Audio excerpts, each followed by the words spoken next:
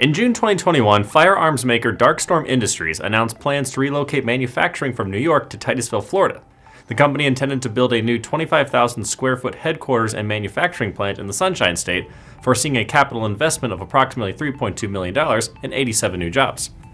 However, Florida Today has reported that the company, which caters specifically to the AR platform modern sporting rifles, elected not to build a new facility and as a result will lose over $1 million in financial incentives. The report cited a 300% increase in the facility's construction costs and a, quote, dramatic rise in financing costs since the project's initiation, according to Darkstorm managing partner Edward Newman. In a letter to a local government economic program, Newman explained that these factors render the project, quote, no longer economically viable. Darkstorm planned to build the new plant on 9.8 acres that the company bought for $362,600 in 2021 at Spaceport Commerce Park. Darkstorm expected the facility to house manufacturing, warehousing, and shipping operations and create 50 direct jobs with an average salary of $50,000.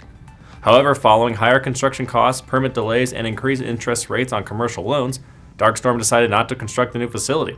Instead, the company opted to lease manufacturing space on nearby Merritt Island. The company will use the space until it finds a, quote, suitable existing facility. The county commission voted to repurchase the undeveloped area from Darkstorm for the original price and will now offer the land to other tenants. While Darkstorm got the money back it spent on the land, it will still have to forfeit $1.08 million in economic incentives.